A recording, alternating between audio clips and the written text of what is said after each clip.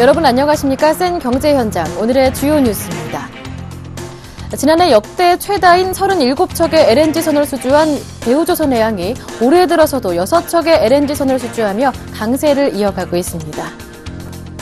롯데와 호텔신라, 신세계 등 대형 유통사들이 인천공항 면세점의 신규 사업자로 선정됐습니다. 지난해 제주도에서 외국인들이 사들인 땅이 여의도 면적의 2배에 달하는 것으로 나타났습니다. 구본무 LG 회장이 임직원들에게 창의적인 혁신을 통해 차별화된 고객 가치를 창출할 것을 당부했습니다.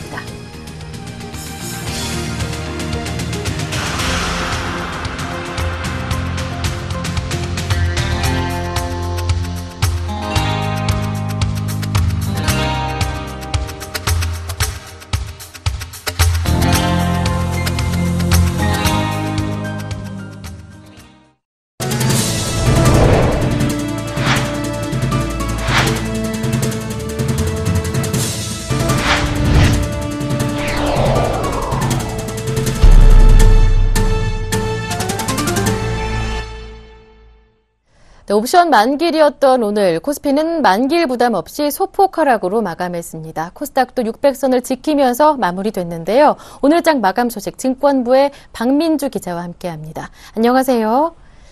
네, 안녕하세요. 네, 자세한 마감 시황 전해주시죠. 코스피 지수가 외국인의 매도에 하락 마감했습니다. 오늘 코스피 지수는 전날보다 0.21% 하락한 1941.63포인트의 거래를 마쳤습니다.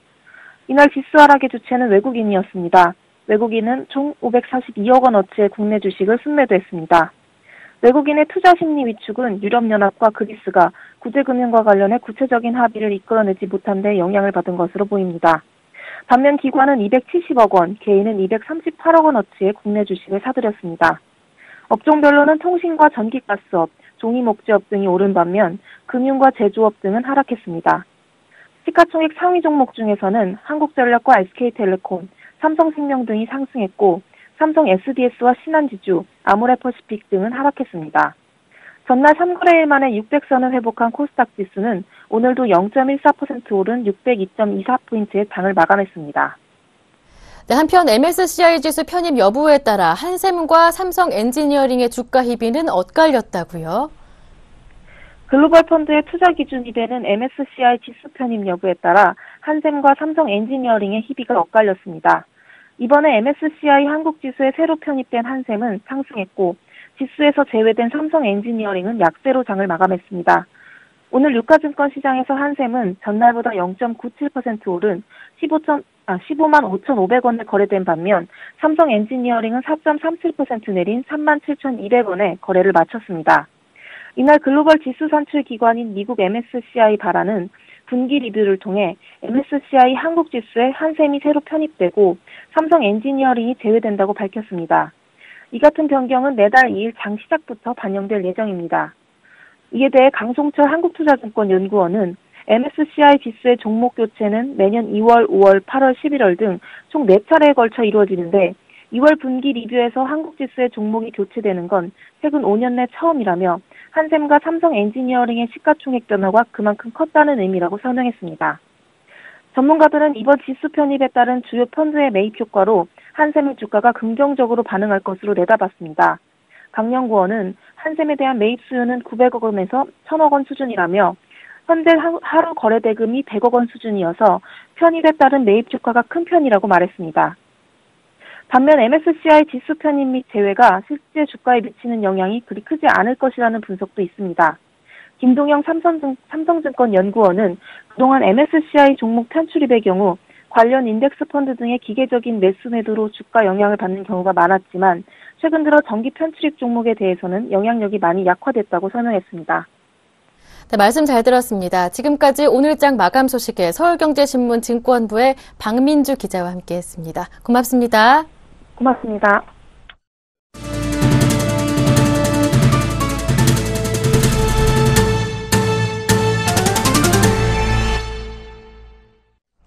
오늘의 주요 뉴스입니다. 대우조선해양이 일본 해운사 MOL로부터 차세대 LNG 운반선 한 척을 수주해 올 들어서만 벌써 6척의 LNG선을 수주했습니다. 이런 실적에 힘입어 대우조선해양은 조선업 불황 속에서도 지난해 말 기준 수주 잔량이 역대 최대치를 경신했습니다. 정훈규 기자가 전합니다. 대우조선해양이 LNG선 시장에서 강세를 이어가고 있습니다. 또 조선업황이 침체된 가운데서도 지난해 말 기준 수주 잔량도 역대 최대치를 기록했습니다. 대우조선해양은 오늘 일본 해운사 MOL로부터 18만 세제곱미터급 차세대 LNG 운반선 한 척을 수주했다고 밝혔습니다. 길이 297.2m, 너비 46.4m 규모로 거제 옥포조선소에서 건조돼 2018년까지 인도될 계획입니다. 인도된 선박은 유럽 최대의 에너지 공급 기업인 독일 이온에 장기 용선될 계획입니다. 대우조선해양과 MOL은 동형선 한 척에 대한 옵션 계약도 체결했으며 용선주인 이온 측의 운송 수요를 고려하면 옵션 조항 발효도 확실시됩니다. 대우조선해양은 이번 계약으로 올 들어 벌써 총 6척의 LNG선을 수주했고 초대형 원유 운반선 2척 등 총 8척, 약 14억 달러 상당의 선박을 수주하는 데 성공했습니다. 대우조선해양은 또 지난해 국내 조선 빅3 가운데 유일하게 목표액을 초과 달성했습니다. 유가 급락에 따른 해양 플랜트 발주 가뭄에 대응한 LNG선 위주의 수주 전략이 적중했기 때문입니다. 대우조선해양은 지난해 LNG와 LPG를 합해 총 49척의 가스선을 따내 이 분야에서만 100억 달러 이상의 수주 실적을 올렸습니다. 시장 변화에 대응한 가스선 중심의 경영 전략도 주요했지만 불황 속에도 선전하고 있는 대우조선해양의 비결은 기술력에 있습니다. 이번에 수주한 LNG선에는 대우조선해양이 자체 개발한 천연가스 재액화 장치가 설치됩니다. PRS는 운송 과정 중 발생하는 천연가스의 손실을 막는 장치입니다. 대우조선해양이 개발한 PRS는 기화된 가스를 재액화하여 저장 탱크로 되돌려 보내는 장치로 연간 약 400만 불에 달하는 LNG의 손실을 막을 수 있고, 이런 노력에 힘입어 대우조선해양은 지난해 말 기준 수주 잔량 523억 달러를 기록해 역대 최대치를 갱신했습니다. 기존 기록은 2008년 12월 말 세운 427억 달러였습니다. 수주 잔량은 수주 계약 뒤 아직 선주에게 인도되지 않은 물량으로 수년치의 일감이 아직 쌓여 있음을 의미합니다. 세계적인 조선 경기 불황 속에 대우조선해양의 빠른 시장 대응과 기술력이 빛을 발하고 있습니다. 서울경제TV 정훈규입니다. 한 해 매출이 2조 원 규모인 인천공항 면세점의 새 사업자가 선점됐습니다. 롯데, 호텔신라, 신세계 등 인천공항 면세점 사업권을 따낸 유통업체들은 다양한 마케팅 전략을 통해 매출 증대를 꾀한다는 전략입니다. 정창신 기자가 보도합니다. 롯데와 호텔신라, 신세계 등 대형 유통사들이 인천공항 면세점의 신규 사업자로 선정됐습니다. 롯데 면세점은 가장 많은 4개 구역을 차지했고 호텔신라는 3개 구역, 신세계는 1구역을 얻는 데 그쳤습니다.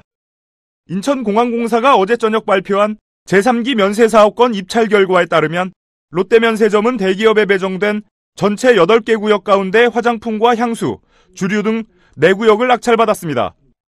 이에 따라 롯데는 인천공항 면세점에서 모든 품목을 지급할 수 있게 됐습니다. 특히 롯데 면세점이 차지한 구역들은 매출이 가장 많은 권역으로 롯데 면세점은 향후 시내 면세점과의 연계 마케팅, 중소 중견기업 브랜드 입점 확대 등을 통해 매출 증대를 꾀한다는 전략입니다. 1기와 2기 사업을 성공적으로 이끈 노하우를 바탕으로 인천공항과 시너지를 통해 최고 수준의 쇼핑 환경을 조성하도록 노력하겠습니다. 신라 면세점은 화장품과 향수, 주류, 담배 등 3구역의 주인이 됐습니다. 낙찰 권역 수는 경쟁 상대인 롯데보다 적고 실제 매장 면적은 절반 가까이 줄었습니다. 하지만 일각에서는 이번에 주류, 담배와 패션, 잡화까지 영역을 넓혔고 매출 비중이 25%에 불과했던 탑승동 부분을 떼어내 수익성은 더욱 개선될 것이라는 분석입니다.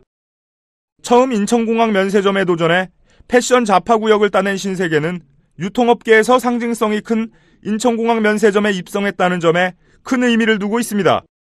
신세계 면세점은 짧은 시간에 쇼핑이 가능하도록 원스톱 쇼핑 시스템을 구축하고 쇼핑과 엔터테인먼트를 결합한 리테일테인먼트 서비스 등으로 소비자들을 공략할 계획입니다. 이들 세 업체는 오는 9월부터 5년 동안 인천공항 면세점에서의 매장 운영권을 보장받게 됩니다. 중소 중견기업 그룹에서는 4개 구역 중 3개 구역이 유찰되고 참존이 유일하게 최종 낙찰됐습니다. 참존은 이번 사업권 획득으로 유통 부문을 강화하고 중소 중견기업으로서의 차별화된 마케팅을 펼칠 계획입니다. 또 면세 사업을 기반으로 글로벌 뷰티 업체로 도약한다는 포부입니다. 인천공항 면세점은 한 해 매출이 2조 원에 달하지만 비싼 임대료 탓에 큰 수익을 기대하기 힘든 측면이 있습니다. 수익성 개선이 3기 사업자들이 시급히 해결해야 할 과제란 지적입니다. 서울경제TV 정창신입니다. 제주도에서 중국인이 소유한 토지 면적이 빠른 속도로 늘고 있습니다. 지난해 제주도에 외국인이 사들인 땅은 여의도 면적의 2배에 달하는 것으로 나타났습니다. 외국인이 소유한 제주도 토지의 절반 이상은 중국인이 주인이었습니다.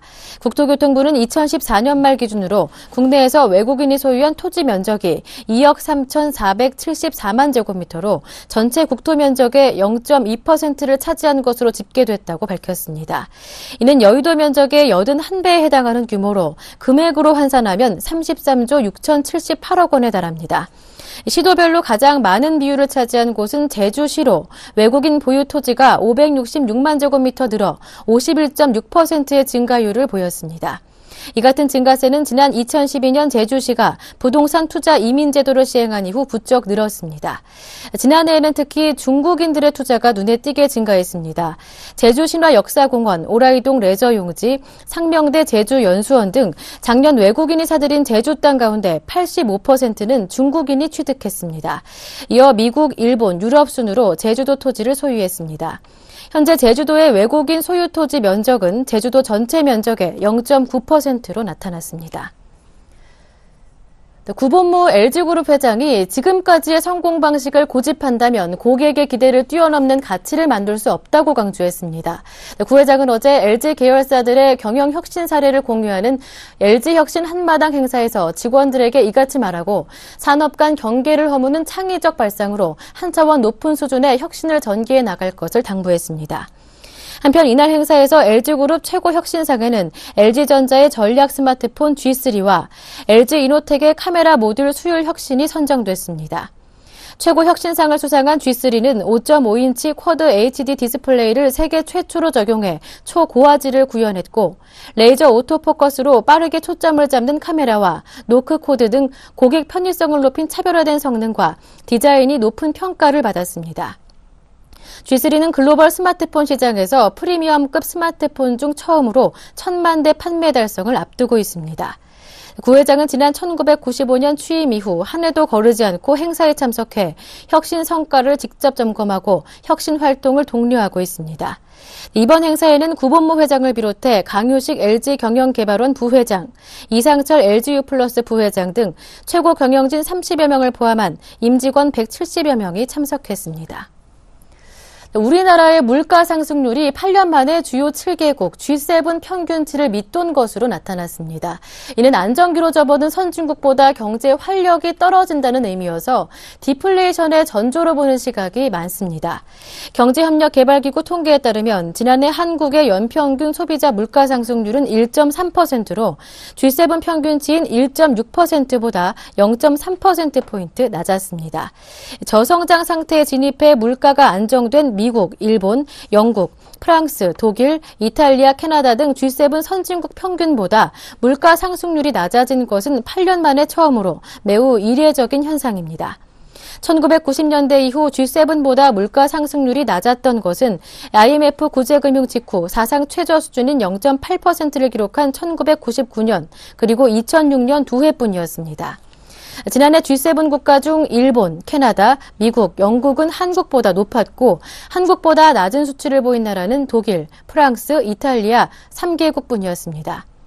성태윤 연세대 경제학과 교수는 한 해는 부인하고 있지만 디플레이션과 경기 침체가 이미 진행 중인 것으로 봐야 한다며 경제 안정기에 들어선 선진국보다도 물가 상승률이 낮다는 것은 좋지 않은 신호라고 말했습니다.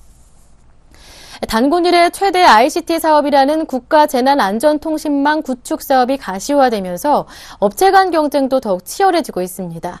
국내 업체뿐 아니라 해외 업체까지 더해져 공식적으로 드러난 참여 업체만 10여 개 이상이라고 하는데요. 자세한 소식 정보산업부의 윤경환 기자 통해 들어보겠습니다. 안녕하세요.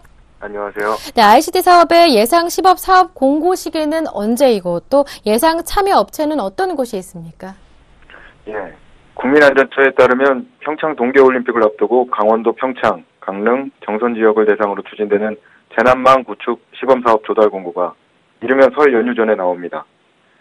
국민안전처는 설 연휴를 전후해 공고를 내고 이달 말 업계 대상 공청회를 가질 계획입니다. 사업자 최종 선정은 공청회로부터 일주일가량 뒤인 다음 달 초께가 될 전망입니다. 시범사업의 총 예산 규모는 지난해 발주된 ISP의 17억 원에 비해 규모가 훨씬 큰 470억 원에 달합니다. 또 ISP와 달리 시범사업을 수행하면 자사기술과 표준으로 망구축 경험을 얻게 되는 만큼 본사업에서 유리한 고지를 점할 수도 있습니다. 현재 ISP를 진행하는 LG CNS는 재난망 본사업의 예산 규모를 당초 검토 범위인 1조 7천억에서 2조 1천억 원 그 범위에서 가장 하단인 1조 7천억 원 가량으로 계산한 것으로 알려졌습니다. 시범사업 입찰에는 국내 통신사 제조사는 물론 관련 해외 대기업들이 총력을 기울이는 모양새입니다. 일단 국내 사업자 가운데는 삼성전자, 삼성 SDS, KT, SK텔레콤, SKCNC, LGU+, LG CNS 등이 이번 시업사업 입찰을 준비하는 것으로 파악됩니다. 해외에서는 에릭슨, 노키아, 알카텔루스트 등 유럽 업체와 화웨이, GTE 등 중국 업체가 입찰 의지를 보이고 있습니다. 삼성전자, 삼성 SDS, 그리고 SK텔레콤, SKCNS, 또 LGU+, LG CNS 등 동일 대기업 계열사들이 대표 기업만 입찰에 참여할 확률이 높다는 점을 감안하면 시범사업 입찰 전은 국내 4-5개 업체와 해외 5개 업체 간 각축전이 될 공산이 큽니다. 재난망 시범 사업이 드디어 개시 직전까지 와 있는 상황인데요. 하지만 사업 형태에 대해서는 아직까지는 고민이 남아있는 상황이라고요? 예. 업계에서 가장 관심을 보이는 부분은 업체 간 컨소시엄 구성 방법입니다. ISP 발주 때만 해도 연매출 8천억 원 이상 기업끼리는 컨소시엄을 구성하지 못하게 했지만 이 기준을 해외 업체에까지 적용할 수 있는지는 추가 검토 사항이기 때문입니다. 컨소시엄 기준 문제는 발주처가 결정할 수 있기 때문에 이를 어떻게 적용하느냐에 따라 업체 간 합종 양상이 크게 달라질 수도 있습니다. 시범사업 기간을 어떻게 적용할지도 논점입니다. 국민안전처는 현재 사업 마감 시한을 당초 계획인 연말에 맞출지 1년을 채워 내년 초 중순까지 맞출지 고민 중입니다. 발주 형태를 분리발주로 할지 통합발주로 할지도 업계의 주요 관심사입니다. 통합발주의 경우 책임 소재를 분명히 할 수 있고 비용 절감에도 효과가 있습니다. 하지만 분리발주도 중소기업에도 기회를 열어준다는 데 의미가 있어서 추가 논의가 더 필요한 부분으로 꼽힙니다. 네, 오늘 말씀 잘 들었습니다. 지금까지 서울경제신문 정보산업부의 윤경환 기자와 함께했습니다. 고맙습니다. 고맙습니다.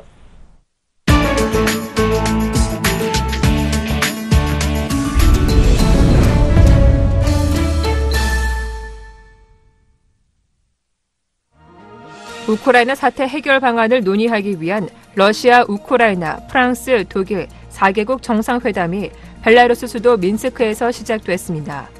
러시아 타스 통신 등에 따르면 어제 민스크에 도착한 프랑스와 올랑드 프랑스 대통령, 앙겔라 메르켈 독일 총리, 페트로 포로셴코 우크라이나 대통령, 블라디미르 푸틴 러시아 대통령 등은 우리 시간으로 오늘 새벽 민스크 시내 독립궁전에서 회담에 들어갔습니다. 포로셴코 대통령은 4자 회담에 앞서 올랑드 대통령과 메르켈 총리와 별도의 짧은 회담을 열었습니다. 포로셴코는 알렉산드르 루카셴코 벨라루스 대통령과의 면담에서 4자 회담을 통해 우크라이나 동부 지역인 돈바스 상황의 긴장을 해소할 수 있는 결정을 도출하길 기대한다고 밝혔습니다.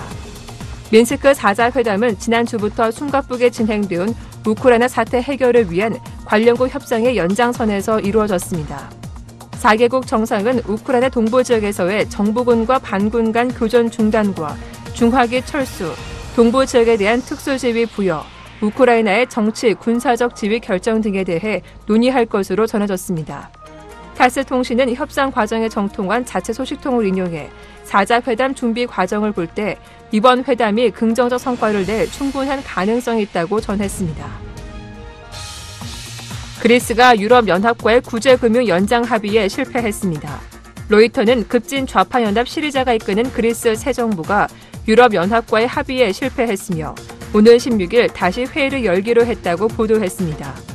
그리스와 유로존 나머지 국가들은 오늘 벨기에 브뤼셀에서 유로그룹 긴급회의를 진행했습니다. 예룬 데이셀블룸 유로그룹 의장은 회의 후 기자회견에서 회의에서 수많은 이슈를 논의했고 그중 하나는 구제금융 프로그램이라고 말했습니다. 또 일부는 구제금융 프로그램의 기한 연장이 우선순위가 돼야 한다고 주장했지만 유로그룹은 결론을 아직 내지 못했다며 시간이 더 필요하다고 덧붙였습니다. 야니스 바루파키스 그리스 재무장관은 이번 유로그룹 회의에서 합의에 절대 도달하지 않았다면서도 논의는 좋았다고 말했습니다. 이에 앞서 CNBC는 같은 날 소식통을 인용해 유로그룹 긴급회의에서 그리스 정부와 유럽연합이 이 같은 내용을 원칙적으로 합의했다고 전했습니다. 그러나 유로그룹이 긴급회의 첫날 합의에 실패하면서 최종적인 합의에는 시일이 더 걸릴 것으로 보입니다. 이와 별도로 현지 시간으로 12일 EU 정상회의가 벨기에 브뤼셀에서 열립니다. 버락 오바마 미국 대통령이 현지 시간 11일 순위파 극단주의 무장단체 이슬람 국가 격퇴 작전과 관련해 특수부대를 동원한 제한적 지상전 전개라는 카드를 꺼냈습니다. 이는 지상군 파병을 요구하는 공화당 강경파와 지상군 파병 불가를 외치는 민주당의 입장을 적절히 반영한 절충안입니다. 오바마 대통령은 이날 IS를 상대로 군사력을 동원할 수 있는 3년 기한의 무력 사용권 승인을 의회에 공식 요청하면서 제한적 지상전을 전개할 수 있는 사례를 구체적으로 제시했습니다. 오바마 대통령은 미국의 또 다른 중동의 지루한 지상전에 끌려 들어가서는 안 된다고 언급하면서 제한적 지상전은 이라크나 아프가니스탄 전쟁처럼 전면적 지상군 투입이 아닌 미국이나 동맹국 인력 구출 작전 또는 IS 지도부를 목표로 한 군사 작전 등으로 한정할 것임을 적시했습니다. 이미 미국인 인질 4명이 IS에 희생된 가운데 최근 사망한 케일라 진 뮬러 희생을 계기로 IS에 대한 강경 대처 목소리가 높아지고 있는 상황에서 미 정부가 미국인 인질 구출을 위해 미군 특수부대를 파견할지 주목됩니다. 한편 일각에선 제한적 지상전 전개가 전쟁 상황에 따라 언제든 전면적 지상군 투입으로 확대될 수 있다는 관측도 나오고 있습니다. 특히 이라크 정보군이 오는 4월 모술 탈환을 위한 대규모 지상전을 전개할 예정인 가운데 이때 미 지상군 투입 가능성을 배제할 수 없다는 분석입니다.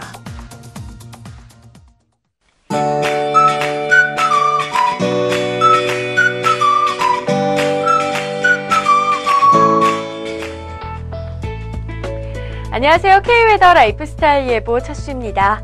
내일 전국이 맑은 하늘에 안개도 끼지 않아 시야가 확 트이겠습니다. 다만 찬바람이 불며 다소 춥겠지만 강한 바람으로 인해 전국의 미세먼지 농도는 보통 단계가 되겠습니다.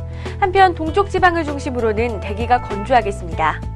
내일까지는 차가운 북서 계열의 바람이 불면서 예년보다 낮은 기온 분포를 보여 다소 춥겠고요. 낮 동안에도 예년보다 낮은 기온 분포가 이어지겠습니다.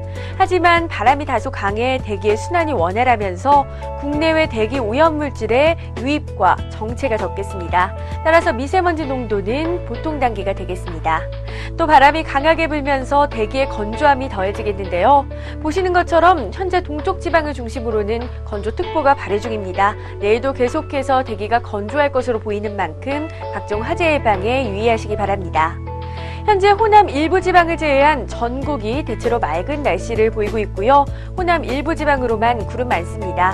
호남 서해안은 서해상에 위치한 약한 눈구름대가 점차 유입되면서 내일 새벽까지 눈이 날리는 곳이 있겠습니다. 예상 일기도에서 보시면 기압계가 조밀하면서 남북으로 서 있는 모습을 확인하실 수 있는데요. 이건 바람이 강하다는 뜻입니다. 내일 찬바람이 강하게 불면서 다소 춥겠습니다. 그럼 자세한 지역별 내일 날씨는 나절 예보를 통해 알아보겠습니다.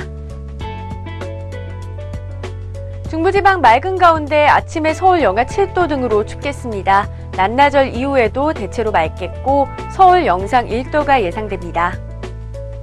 동해안 지방 종일 대체로 맑겠고요. 아침에 오늘보다 더 춥겠습니다. 낮 기온도 강릉 영상 3도 등으로 크게 오르지 못하겠습니다.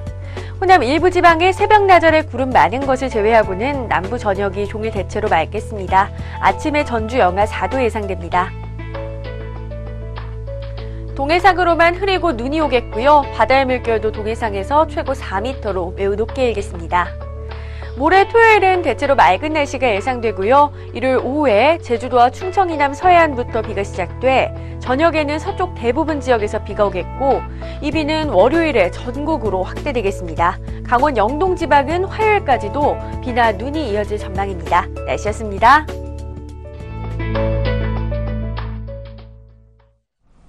(2월 12일) 목요일 센 경제 현장 여기서 마치겠습니다. 시청해주셔서 고맙습니다.